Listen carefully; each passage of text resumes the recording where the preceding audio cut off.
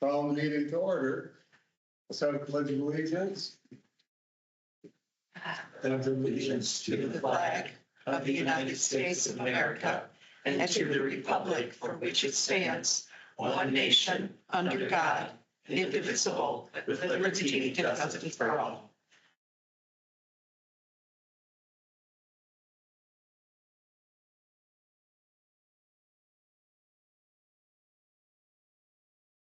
Thank you.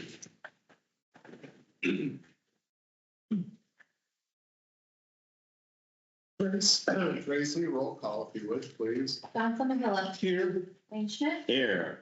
Gwen, is it Algar? Yes, good job. Sarah Underwood. Scott Seifert. Here. Ed Hewitt.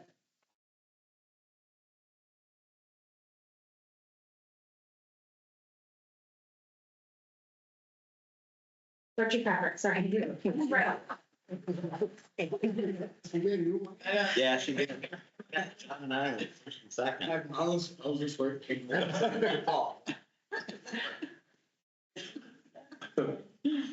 Public comment, Tracy. Any interested party or person may address the board on any matter of data concern during public comment. Comments will be limited to 5 minutes, and a 1 minute warning will be given when needed. Any public comment that becomes disruptive, unduly repetitive, or impedes the orderly progress of the meeting may be terminated by the preceding officer. Once you've completed your public comment, the board may ask any clarifying questions. If needed, you'll be assigned a member of BATA staff to follow up directly on any open concerns. Justin. So I do have a concern with scheduling. So with the, the pro with the app is nice. And it's convenient. But the con of that is we have writers who we used to be able to call in and do scheduling because they would be able to, they've got equipments and jobs. With this app, they're not able to do that. This app is only really to arrive during that day or that next day, and that's it. So maybe possibly you guys can look into talking to the vendor, or something with the software to have it work instead of scheduling a day or the day prior, a couple of days, because some of our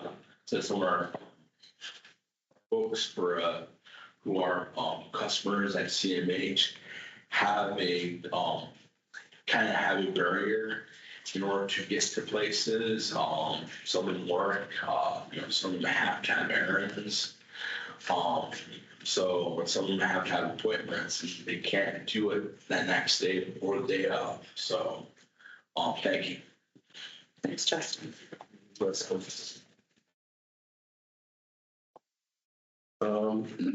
are going to add to the agenda, which is the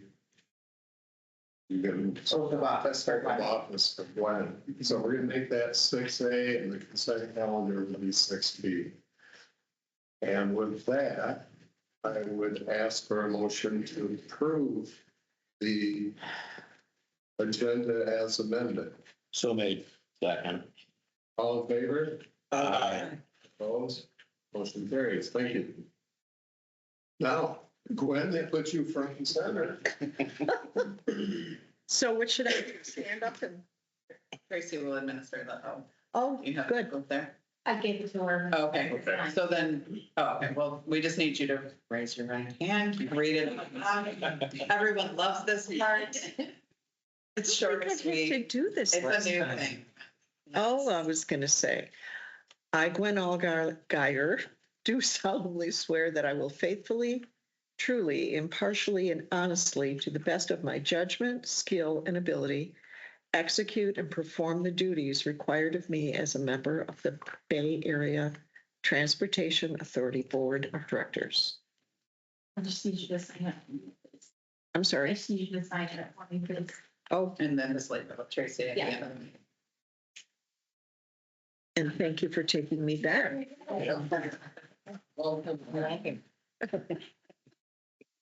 Once you get caught in the loop, you don't get out.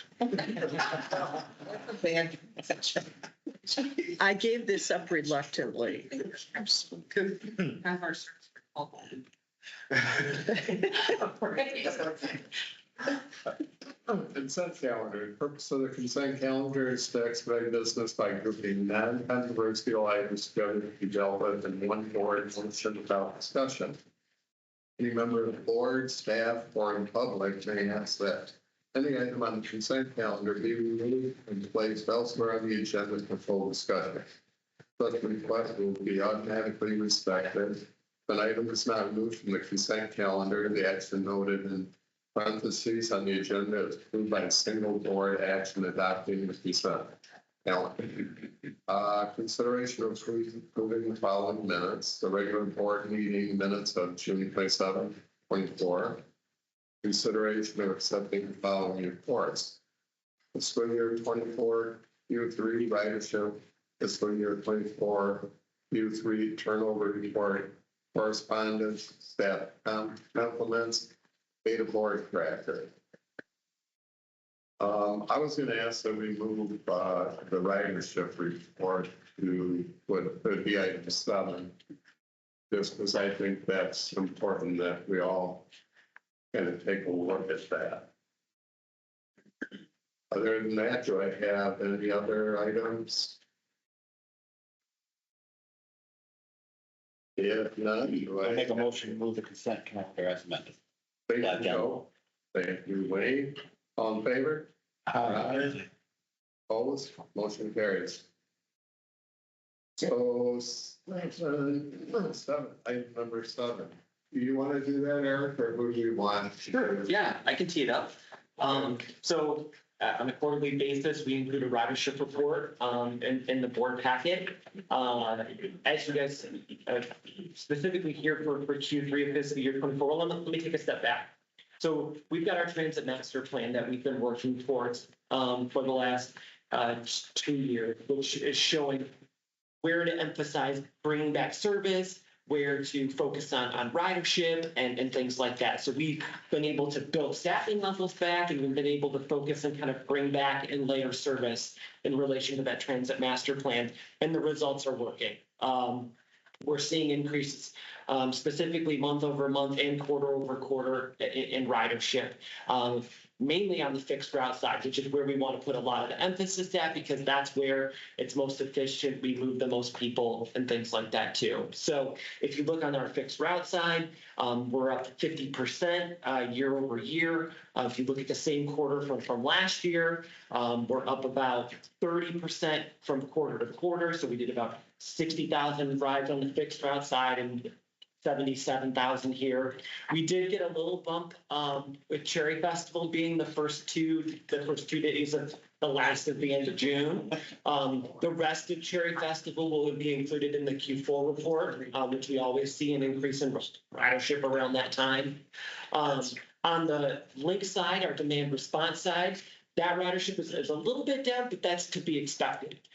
This is the first quarter where we, last year at this time, we were phasing out the separation of our Village Link service, which is our rural door-to-door service, and our in-town on-demand service, and melding them into one system.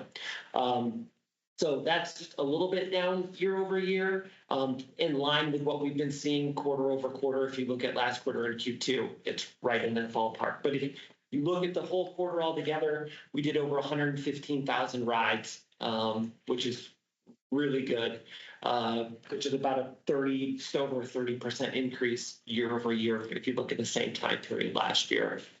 And trends, the initial numbers of July have just come in too, and we're looking like July is doing great as well. The main routes that seem to be kind of leading the charge as far as ridership goes or services, the Bay Line, of course, is one of the ones that moves a heavy lifter in our service area. City Loops Route 1 and 2, those are our into-town routes that go to the library and the mall and along like the Fraser Corridor and Veterans Drive and 14th Street. And then Village Loop Route 12, which is our interlocking route.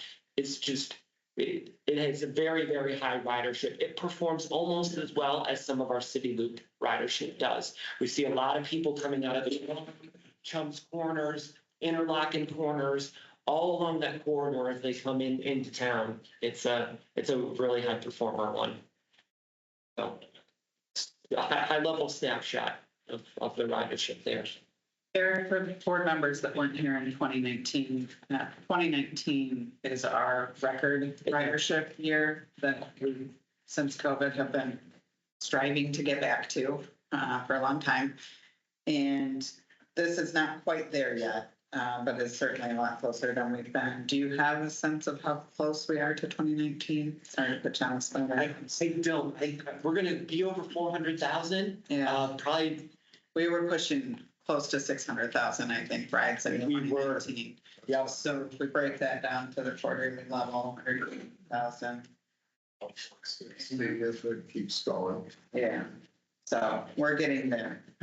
But like most transit systems, we're not surpassing pre-COVID ridership. Not yet. So Are we close? Are we further ahead than a lot of other? we are further ahead. In fact, when I saw these ridership numbers, it was interesting because I had just gotten out of a meeting with other urban operators around the state, and they were all reporting declining, their ridership for June in particular had declined significantly. Nobody really knew why, but they had all experienced it, which I thought was interesting. And then our June ridership was, of course, not in following with that trend. So Just for clarity, so you made reference, we have about 400,000 people ride. Riders, not rides, excuse me, not riders, rides. And we had that conversation last time. 400,000 rides. And what's our annual budget a year? well, it has varied. About 12 million. Okay, well, that's what I put in. So, Yeah. some quick, simple hillbilly math, that's $30 a person, $30 a ride. So when we talk about being fiscally responsible, I'm not gonna say that's good or bad, but you hear a lot of talk about it's one way or the other. And I'm like, that's $30 that we're taking care of people, a person, a year.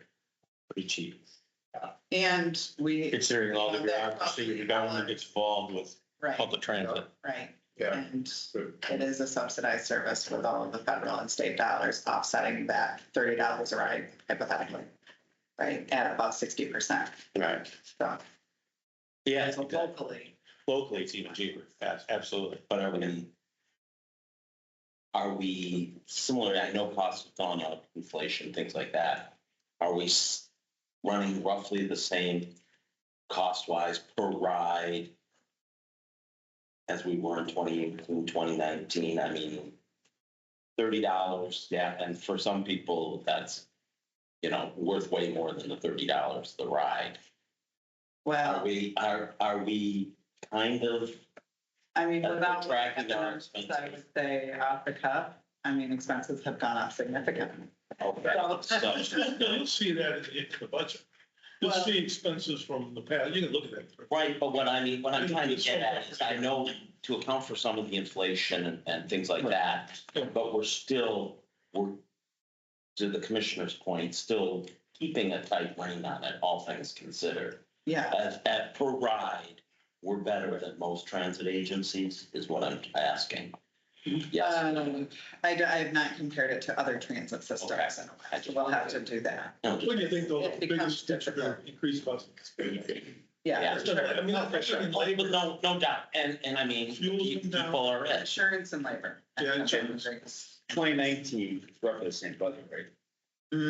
Yes, So the decrease in ridership has artificially raised your per ride. per ride cost, yeah. Correct. Because at 600,000, you're at 20, I mean, it's still 20, Right. still $20 per person, but it's artificially gone up to 10 Yeah. because overhead stays the same. Right, Budget stays the same, but the ridership dropped. right. Well, similar to K-12 funding and such too. It's an interesting. Talking about, never mind, that's A lot of factors. a lot of factors. So one of the things that could make a difference in the future, like your propane buses, have they taken costs down? They have, because that fuel expense is significantly less Yeah. than other fuel sources. And as we're able to move to EVs, that'll take your expenses down even more.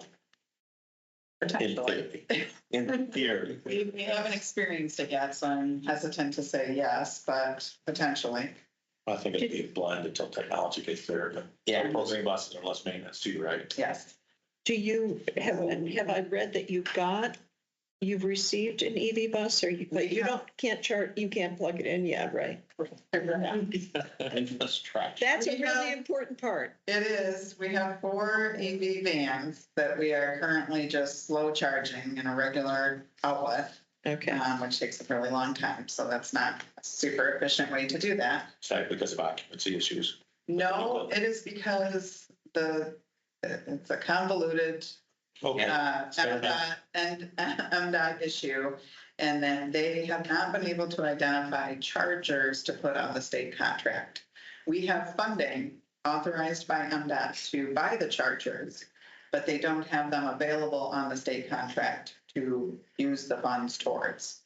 So Can't fix it with a press release. it is a Well, I don't quandary. fix that down with anything. And how No, to no, no. move forward with getting the chargers Right. identified and able to use those funds. But we are working on it. I think we're making a little bit of progress. And I'm going down a rabbit hole, and I apologize. When we do get the high-speed chargers, Mhm. that is not going to be in the same garage as the rest of the trucks, correct? Or is it? And do we It have, is. do we have the appropriate fire suppression when they It is, possibly could have an issue? and we do. We do. We prepare the facility. No, okay, not the point, but. Yeah. Making sure, not that it will Yes. happen, but I know insurance companies are Right. getting really excited about people charging their personal EVs and. Yes. garages. Yes. Not that I own one. So just checking. Yes, for that my is an personal- issue. Mhm. Okay. I charge mine outside. Got a thing on the outside of the garage. Well, it's always fun with the I saw my neighbors did that too. And I was wondering why, but. That's fine. You're the fire hazard. Yeah. Actually, I do it because I've never parked in a garage. Every garage we've ever had has been a tool shop. Yeah. Bummer. We're not sure. It's. No, tool shop. Yeah, tool shop, machines. Yeah. Oh, yeah. Yeah. My wife's serious, you'll see a problem. Mine are a little different, but there's no cars in my garage. But anyways, when you figure that out, I'm glad they're vans Yeah. because batteries are being, are just in a nascent Mhm. stage, but that should take costs down significantly. Yeah. And this is continuing down the way. But Well, Joe we started it. did have a conversation with I think I had included in my report that we provided a short, a visitor from the U.S. Department of Treasury Inflation Reduction Act office that was in town last week. And so her whole job is around advancing EVs, right? And we were very frank with her about the challenges that we are experiencing with EVs and why transit is very slow to adopt the technology because the range doesn't work well for us still. And so that needs to come along. But then the hassle of not being able to align the procurement side of it. I mean, it makes no sense. You have the van sitting in the garage, but we can't figure out how to buy the chargers for them. I mean, that's ridiculous. Do we have, I'm sure we have bus stops at places like Myers and Walmart and all these places. Yeah. Has there been talk about using their rapid chargers? Not yet. I mean, we have not gone down that path. I think we did have a conversation with TC Light and Power around using theirs across the street if needed. But we've been hopeful that we can work through identifying the chargers that we have several $100,000 allocated to. Let's just be able to find the path to buying it. It should not be as difficult as it has been. Can I ask what the range on the vans is? I think it's about 120 to 150. Yeah, that's not very good. Yeah. Yeah. Well, on that idea that if you had bus stops, put it into the schedule when you go into Myers, you go to Walmart, whatever. Right. You know, what are they, level 2 or level 3 chargers, do we know? The ones at Walmart and I don't know I what think they that's have. foods. But if Here's there's, it, Meyer, I think is 3. well, Myers is 3, plug your bus in, and in 20 minutes, you're at 60% more range Mhm. or 60% charge. So it sounds like a little scheduling problem to me. Yeah, we are planning to equip Hall Street here with chargers as well, so that we can do that on property and at normal break times throughout the day. Minutes cost. Yeah, Good. Good. so we're getting there. It's just, there's mud at this point. But the program has been successful, that's what. The propane has, we'll see that when we get to the budget Yeah. discussion, but the fuel line has consistently gone down. Part of that has been some reduced service over the last few years, but a significant part of it is the reduced cost on using more propane. Mr. Chairman, I move to accept the ridership report. Second. Oh, Okay, thank you. What? Do we need to move? Well, you do, because we took it off the back and you're on it back. I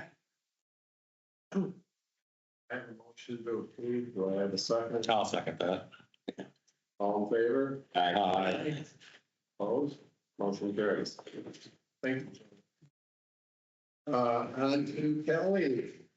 Kelly and. Yes, thank you. Jerry. Good morning, everyone.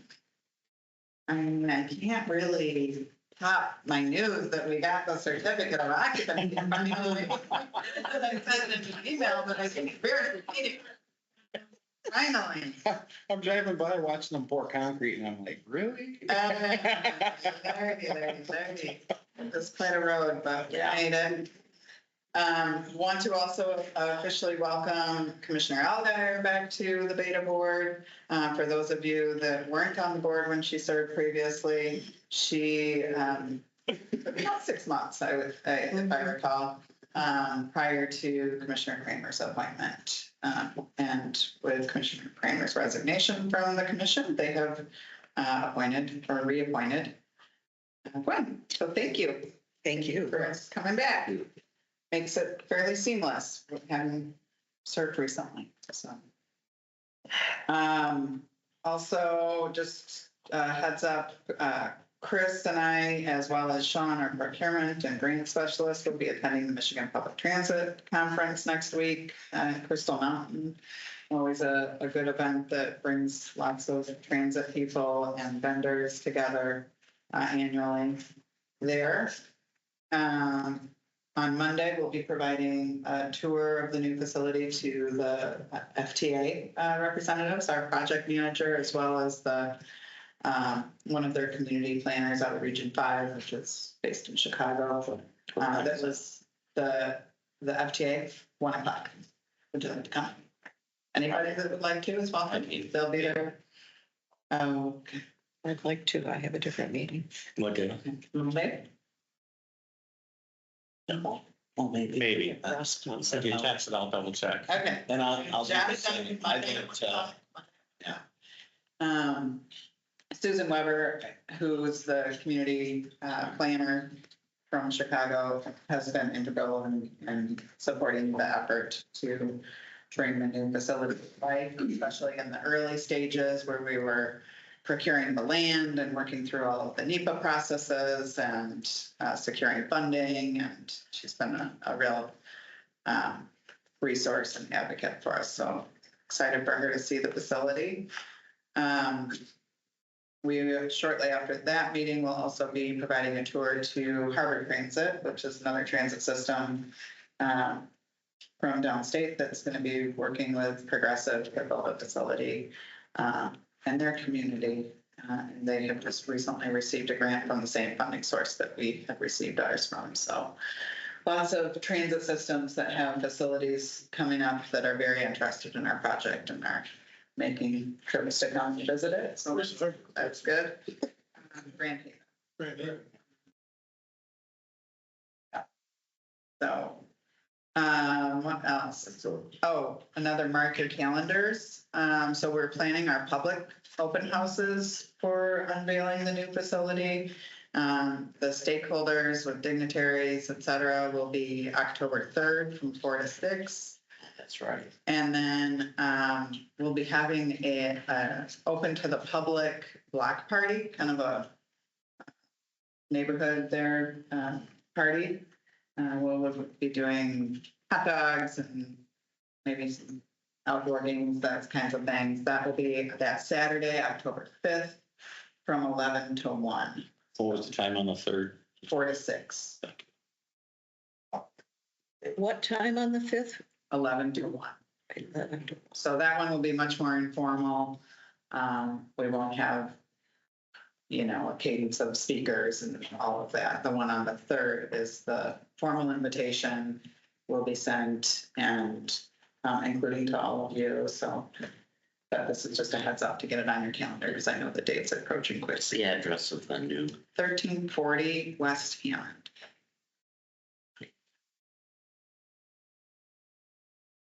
Thank you. So, and then just a reminder that with the certificate of occupancy on our new transfer station, we'll be moving forward with bringing the rest of the route improvements online September 3rd.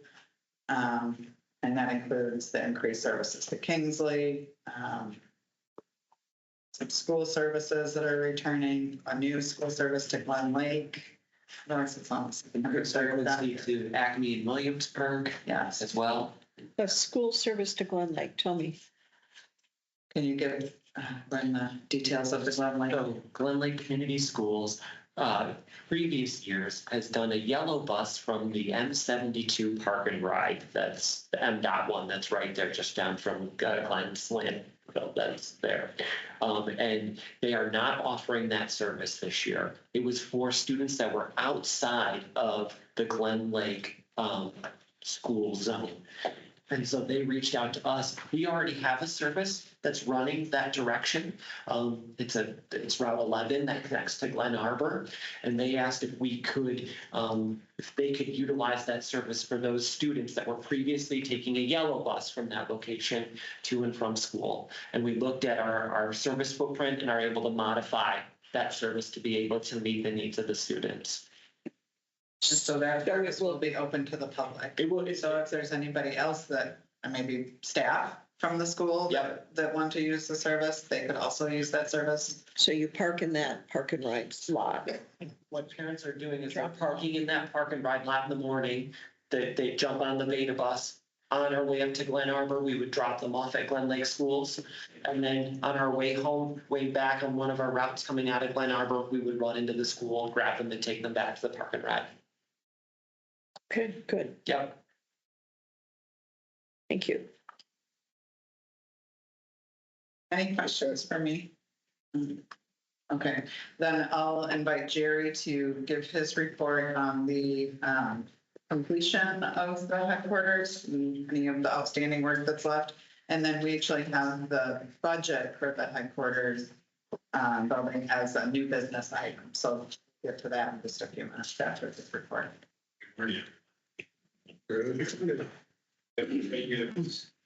Last 2 weeks have been a bit challenging for quite a few of us. We had to go to the township board 2 times and ask for what their interpretation of commencing construction for TC House meant. For most of us in the business, think of commencing construction as obtaining permits, starting with grading on site. There was some interpretation that should have been vertical construction. That's what the word was. So that meant TC Housing would pay up with walls. So after much discussion and debate, we had the second meeting, which was last week. They concluded that commencing construction for them would have been according to the building code to include pouring foundations, which TC Housing just finished doing some of that work in the first building. So we complied with that requirement. They left it to the building official in Garfield Township to do that. He did a great job. Chuck really should help us on this too. He's back out there. So it was unanimous vote on the definition of the action. There were 2 meetings. So it's great news to get the temporary certificate of occupancy Tuesday night. County had a few glitches with their system with a computer system hack they had about a month ago. They lost a lot of the information until the parts.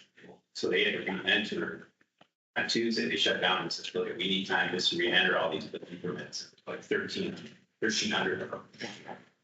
But we were asking for final inspection of the transfer station, and they had told us earlier on that they treated the operation center and the transfer station with one permit. Well, they decided they wanted a separate permit for the transfer station, so that meant getting the inspectors back out there to do a final inspection, which they were a bit frustrated with because they already did. Needless to say, we got through it all. We got a temporary certificate of occupancy Tuesday night. There's conditions associated with it, wrap it all up, that includes getting the propane tank installed online, approved. So we're working on that, but there's punch list items, we call it, just to-do list items, follow-ups to things that need to be done inside the building, but overall, it's in really good shape.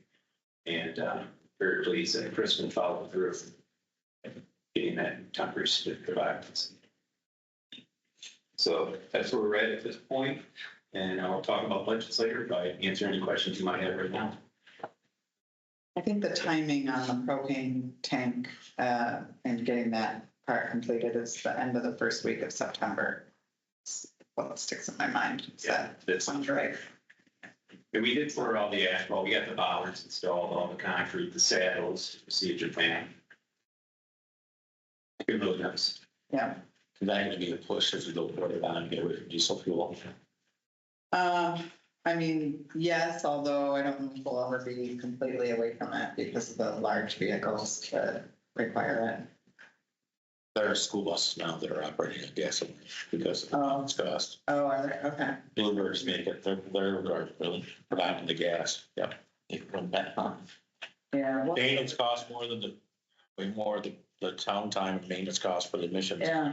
Way more expensive than the difference of fuel. Yeah, these, I was wondering about that because I've seen, yeah. and gasoline just automatically cheaper anyway, because almost all new commercial vehicles, I don't know about BATA, but for D transportation, all of our new buses that are diesel are required to operate in premium diesel because emissions are shut down. Right. That's I've seen all That's that. a new thing. 2027 is supposed to be the big year. Yeah. Yeah, I'm still looking at I was gonna say, because, I have a meeting next Friday, by the way, with Great Lakes. So. it. So I think also just on the move plan, so we're going to be bringing over a fraction of our services today. Moving our Lincoln Agency services over to end the day at the new facility. So tomorrow will be the first morning launch out of the new garage. So that's very exciting and, a little nerve wracking for everyone, but we're excited to be getting into that phase of the learning of the project. And so Lincoln Agencies will run out of there over the next week or so. And then once that week wraps up, we'll be bringing the fixed routes on. So by the end of August, we'll be fully operational out of the facility. So that is great. Very exciting. Any questions on that? I did wonder if you would like me to arrange a time for the board to come out prior to the October 3rd event. We could certainly do that, or you can stop by anytime that's convenient for you. I'm not sure what would work best, but certainly welcome all of you at any time and would love for you to see the facility. When will we start to have our meeting at that location? We have never planned to have the meeting there.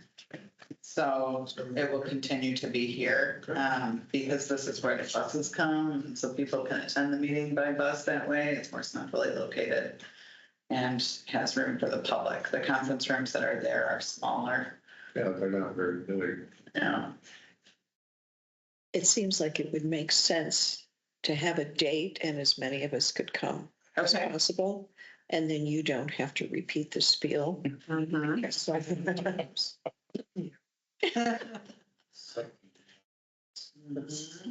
Okay.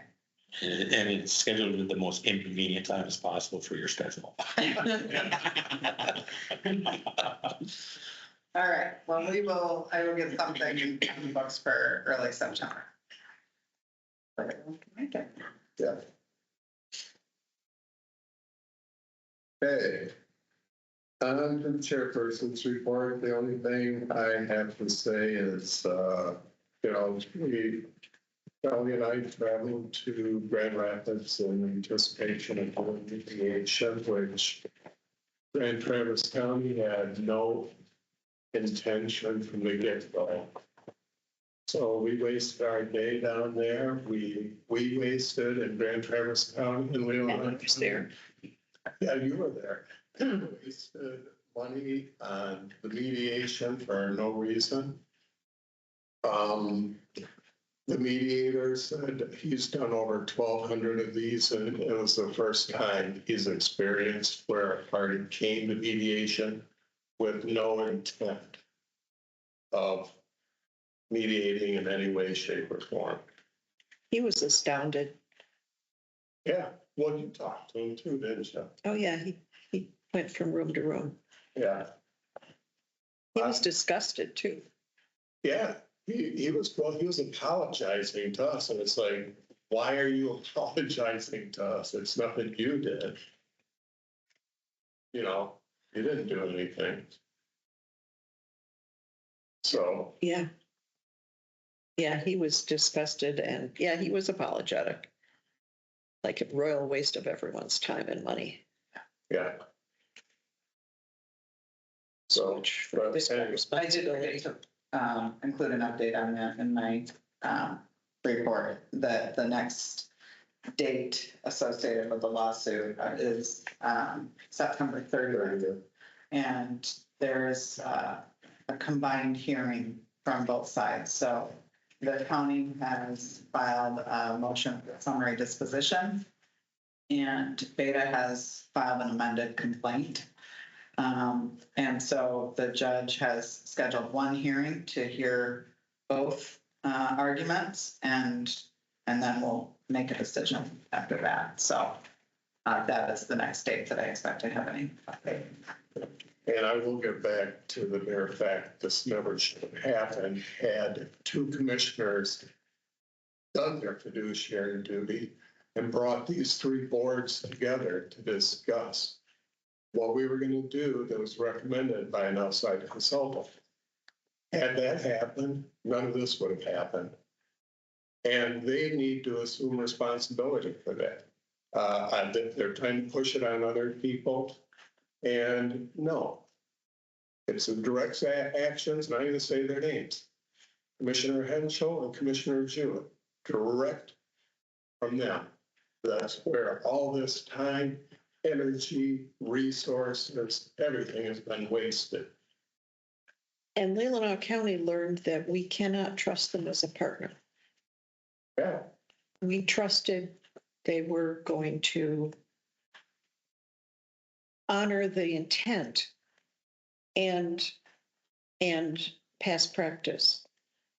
So we will have to tread much more carefully with Grand Traverse in the future. thank you, Glenn. Truly. We got burned. We trusted too much. With that said and done, let's go on to the finance reports, and John and Kelly, I will not call Justin Jason. I have slight slip.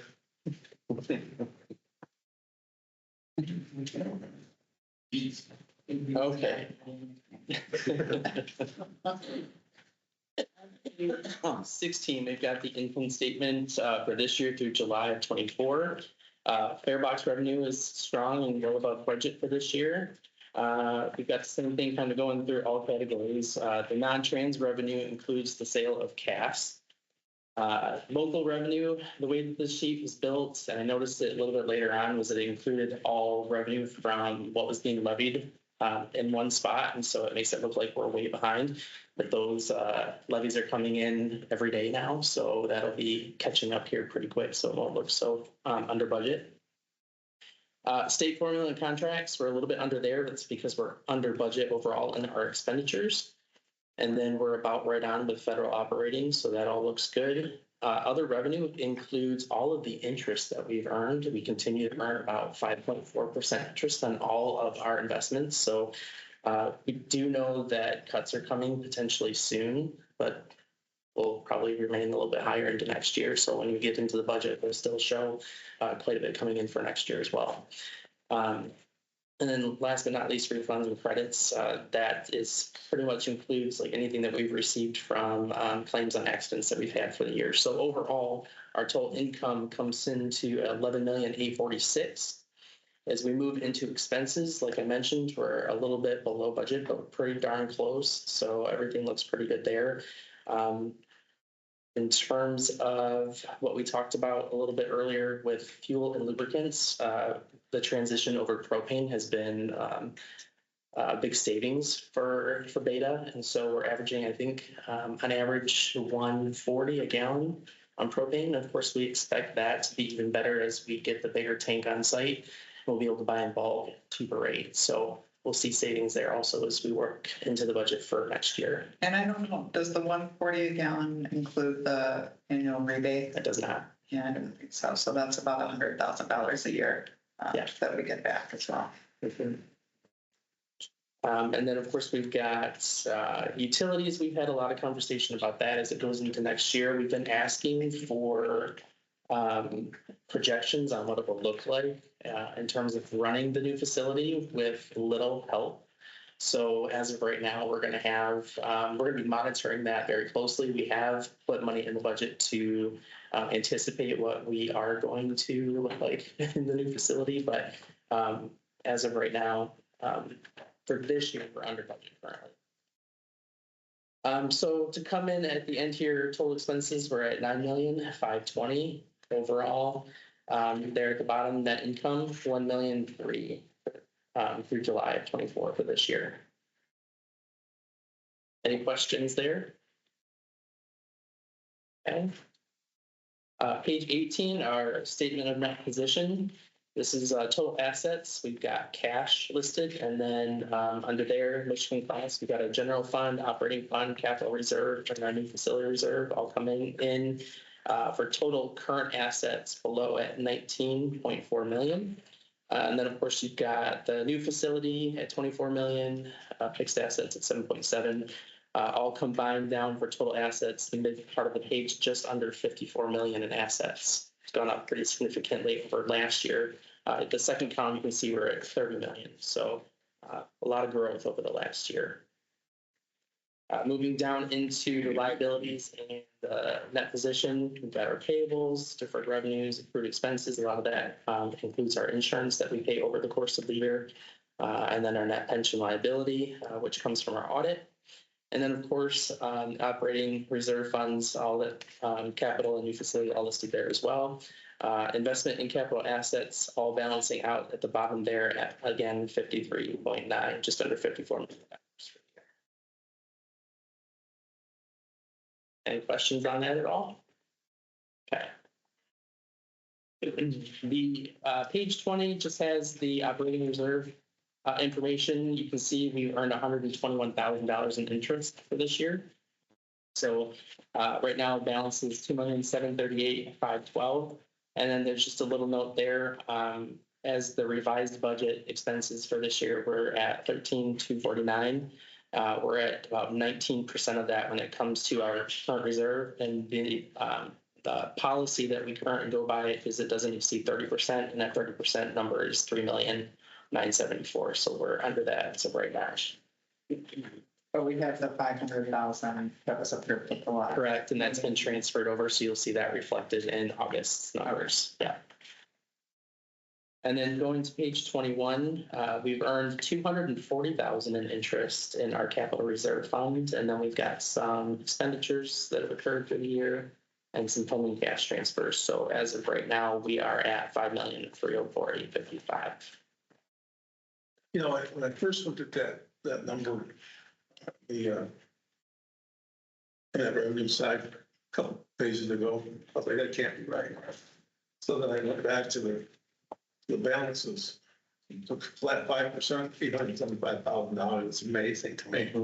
It's like, oh, that money's been all in that class fund. Yeah.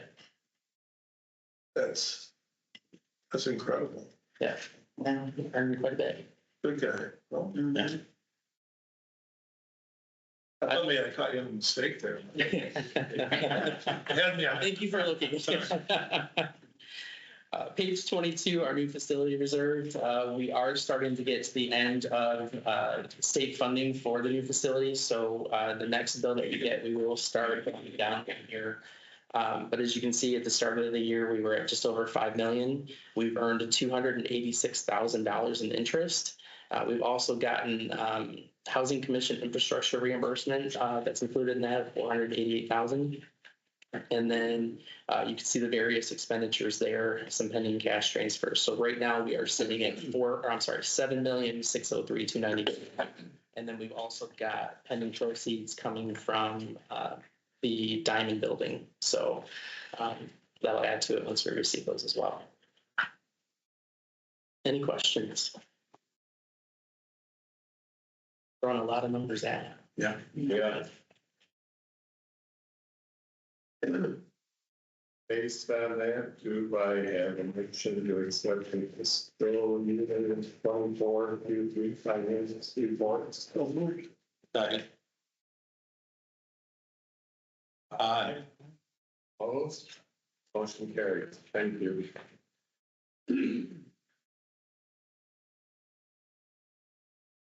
Old business. Is there anything out there? No. Okay. New business. Sherry, if you would please. So more good news to report. I provided you with a project cost summary today regarding the building. I've listed off at the top, just an overall, we had miscellaneous project costs. So everything that's not part of the Chrisman contract. The budget was 2.855 million for it. The actual is about 2.77, so we've saved roughly 77,000. The owner contingency that we had earmarked 800,000. We're using about 350,000. We'll have savings there of about 450,000.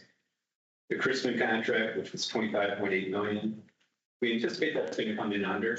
They're just waiting to close out some change orders. We're going to have some return general requirements and some allowances. I don't know what that total amount will be at this point because we're still closing those documents out with Chrisman, but I anticipate there will be savings. And then Chrisman had also a construction contingency of 718,000, and they're using about 394,000 of it. So there's savings there. And we had a separate line item for the propane tank. We had some savings on that. So we have a net of around 860,000 in savings on the project. I want to point out, we cross track this every month with the construction bidding. We absorbed about a little over $1 million in the project. So we were able to fund a number of things that I've listed below. There's 19 items. One of which, if you look closely at item number 14, we earmarked $170,000 for solar panels. That's based on 80 kilowatts. We're asking for some grant money to try to see if we can't get 2 or 3 times more. That's why we went ahead and kept that 170 aside. So if the grant doesn't come through, we can at least put panels in and have some solar panels on that roof of Asia plus order. We've set that aside. But I think that's all in all, it's a little over $1 million that we absorbed in the project. So if you wanted to say it, it's over $1.8 million in savings to build out. I think we should just note it as a plus to the project. Answer any questions? Just to clarify that, so the million is in the 29,608. Okay. Yeah. We're just great at being able to absorb those additional items that are how we needed. And didn't you apply for the solar grant? We did. So did we. We're computing. Maybe we can talk again. Let's I think there'll be more than one. Let's hope. I Yeah. think what Actually, it'd be better for you. you're about to decide over something like that. I think so. Yeah. And I'll help data through that once we decide if they're going to move forward, which Chris won't be offset by that. Yeah. Great. But this may be Jerry's last report to the board. Yeah. So. It's done a great job. Thank you, Jerry.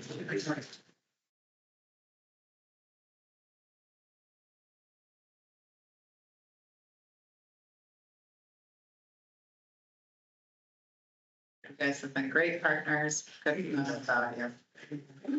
I really think it's been a great model also to have Cunningham Lim serving as our program manager for the fire project. And I know that there are many other public entities and private that are looking to follow the same model. So I think it's been obvious that it's been done well here, and Yes. yeah. So when you have other folks come to you to get a recommendation, Mhm. do you disclose any of the numbers at all? How do you handle that aspect of it? Yeah, I mean, it's all public information. It is, okay. Yeah. Those aren't usually the questions they ask, though. Questions I would ask. Oh, yeah. That wouldn't be the outside ask. Mine would be. That's great. We don't need action on this. This is just an update for the board. So once we get to the final closeout, we have for acceptance action item, but that's what I need to do. Thank you once again. It's been a pleasure. Yeah. Thank you. Sure. Yes. Thank you. Sam? Okay, on to. One less meeting he had to go to. On to Justin again with the fiscal year 2025 budget revision. Yes, so it's that time of year to kind of finalize our budget for 2025. And the way I wanted to present it to you today was I wanted to show you what our actual numbers were for 2023 in that first column, what our final budget in 2024 was, and then what we presented to the board in February for the first initial look at 25.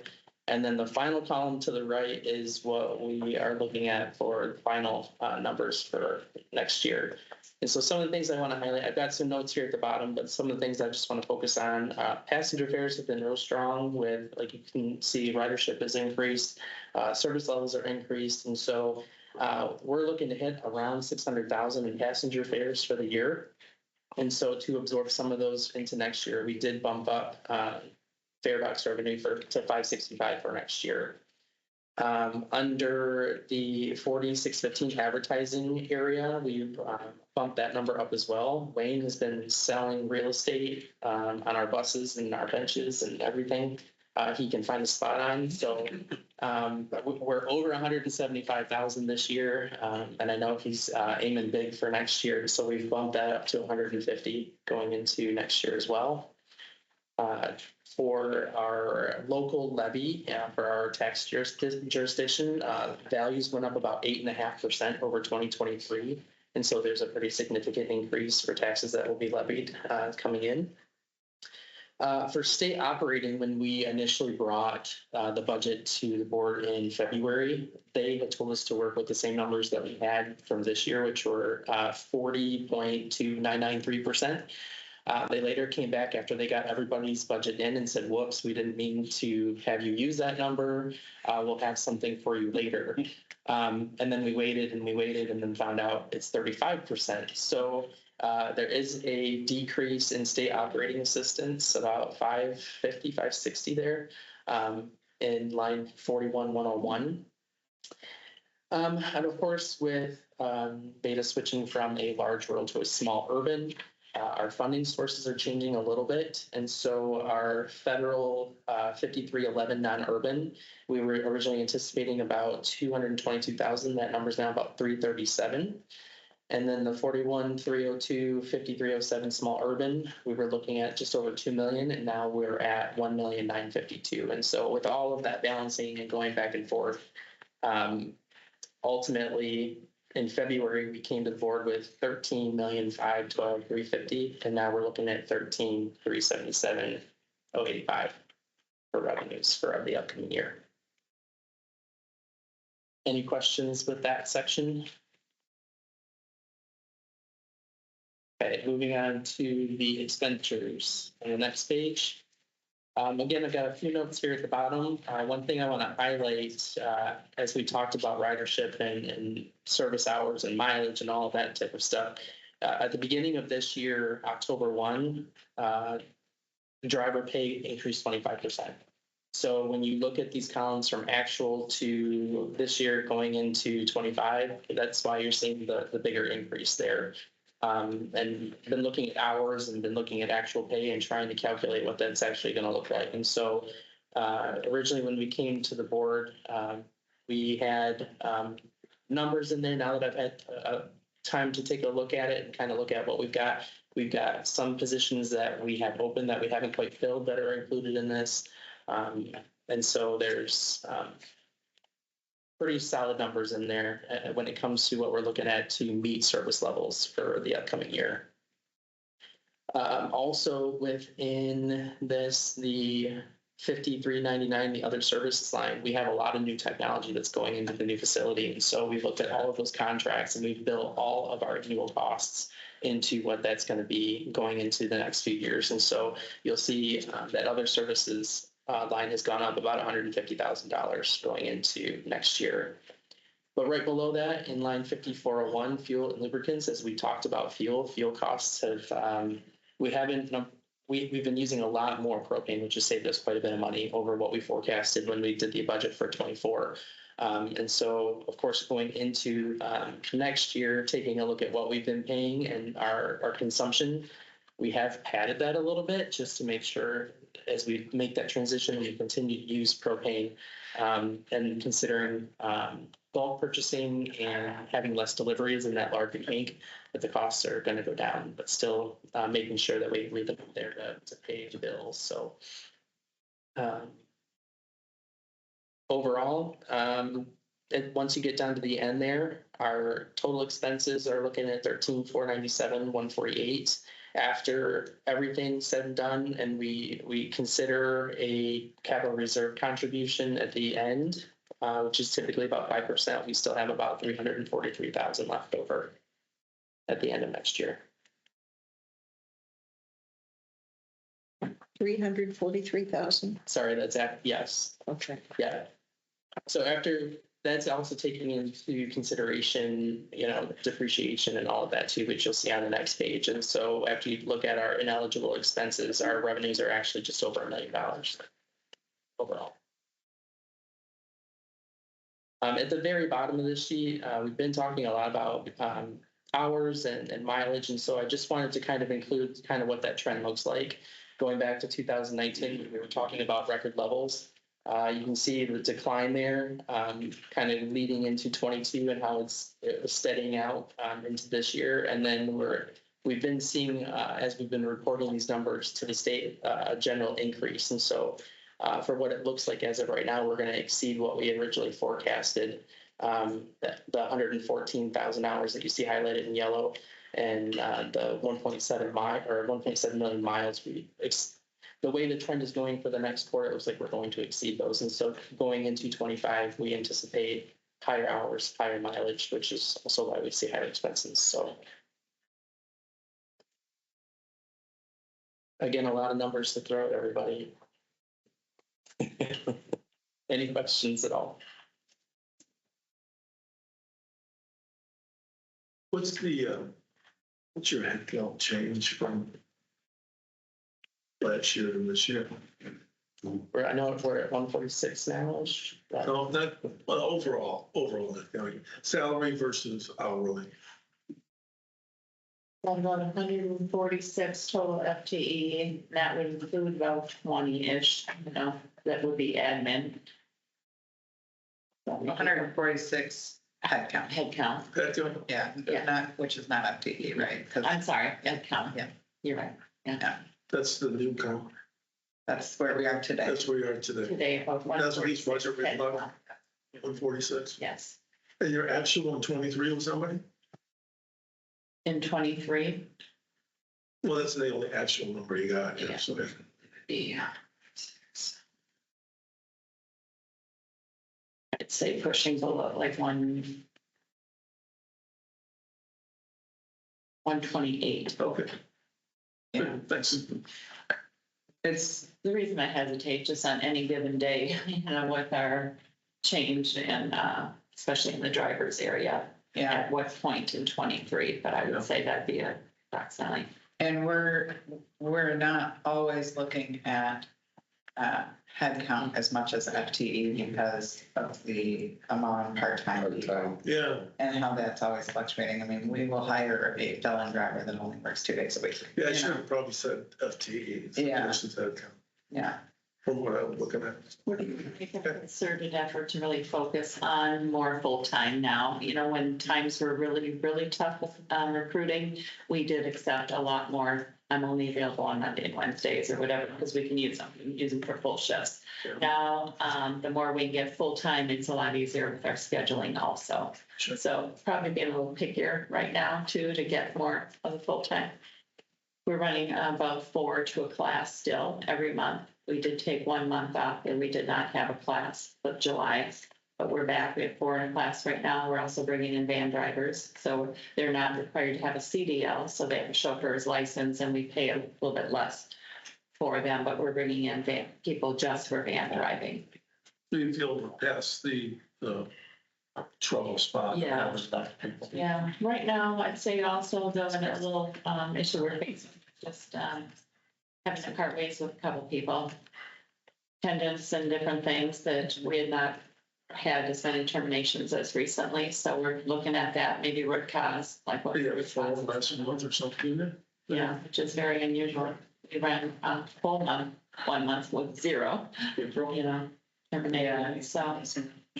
But we're just like today, when I go back, I'm gonna part ways with someone, just, the attendance isn't there, and it's not like when they call in sick 25 times, that their machine just stays empty. Our bus has to be driven, and it has to be driven by someone, so we have to have them in attendance. Sure. We have a nice progressive discipline practice that we go through to work with our employees though, so that, you know, we need you here, so. And if you can't be there, then we are gonna have to part ways. We've got a good staff right now. I think we'll be doing an employee engagement survey here real soon and then get a report to you, but I think the culture in the building, a lot of positive drivers right now. And a lot of good reports by a lot of different metrics are very positive. Not just coming from admin, but our drivers would tell you it's a nice place to work right now. Got some of the negativity out of there. You know, maybe we held on to them because we need to drive the bus. And now the negativity is, a lot of it's gone, and got some really good drivers. And all staff, but particularly in the driving area. Thank you.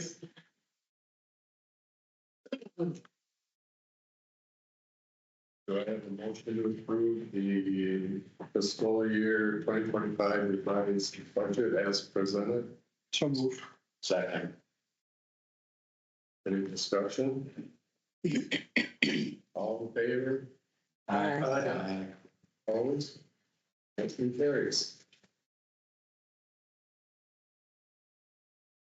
And the MERS contribution and Justin, and kind of explain the logic behind this because of the reimbursement level. Yeah, so last year, we asked the board to approve a contribution to MERS. There's 2 different divisions. There's an administrative and then there's a driver benefit. The driver benefit is overfunded currently. It's about 108%. The admin part of it is 95.5% as of right now. And so last year, when looking at this as well, the board approved a contribution, a one-time contribution to basically fund the admin portion of it to 100%. It's about a $490,000 contribution. Looking at the pension for this year, returns were pretty high. But again, like I said, we're at 95.5%. So we talked to MERS about what it would look like to fund it to 100%, and they came back with the figure of $173,499. And so we're asking the board to consider making that lump sum payment. The benefit to doing it this year, like I mentioned with the budget, right now we're getting a reimbursement from the state of 40.2993%, and that's going to reduce to 35% going into next year.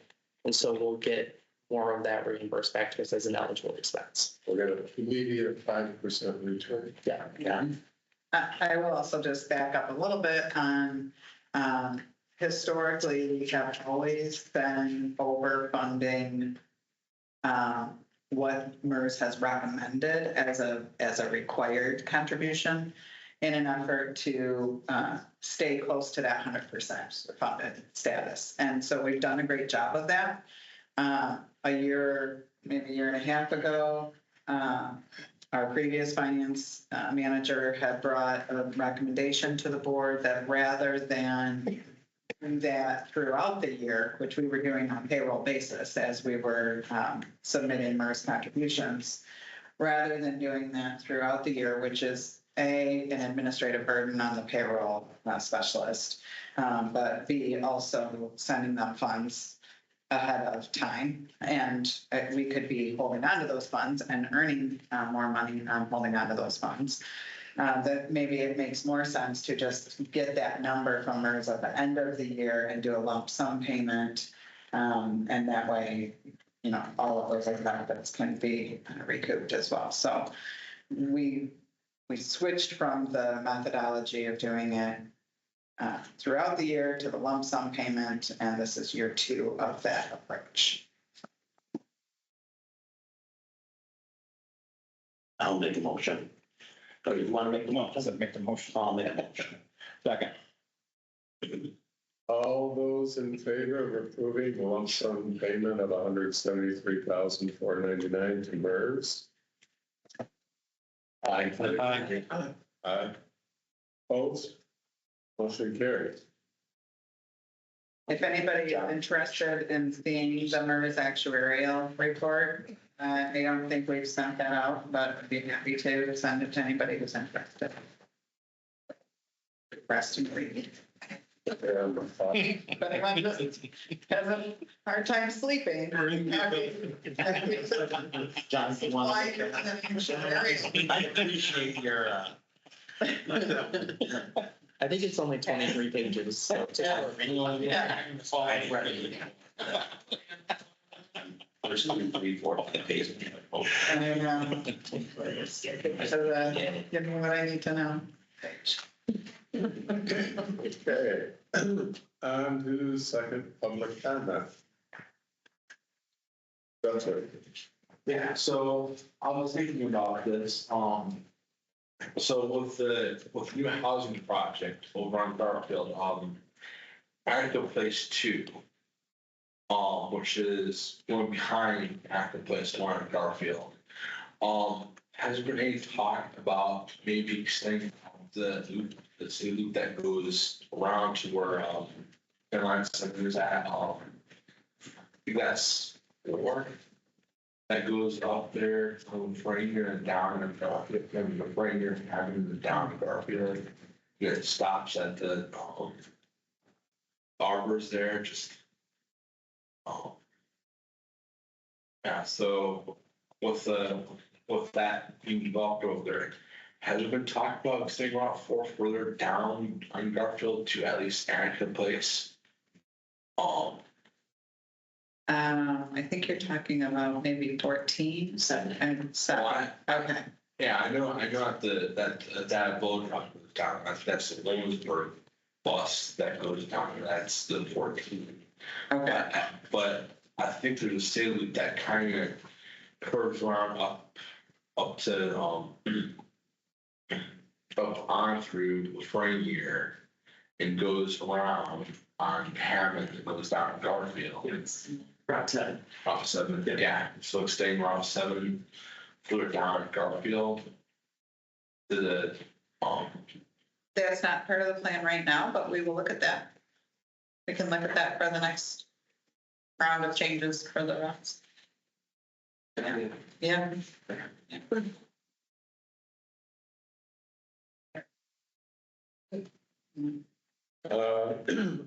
To any director comments and announcement, looking floor, anybody have anything? I'll extend an invitation to anyone that's interested in attending the Traverse City Housing Commission groundbreaking this afternoon at 3:00.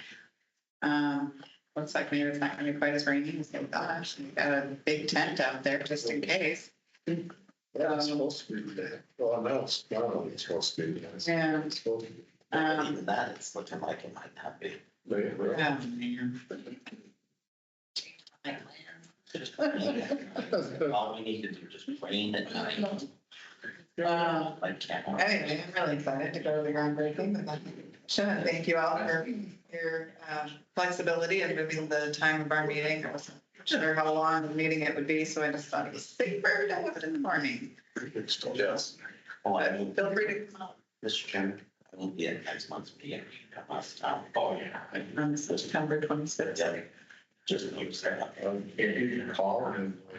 Actually, I don't think I've seen any show to tell it was. I had from some folks in Leland County relative to the potential of an airport shuttle. What do we do for airports now? Is there any discussion going on? There is. There seems to be a hype. I know. We have been working on trying to create a pilot airport service that would run in the early morning and late evening hours, because that's where That, Yeah.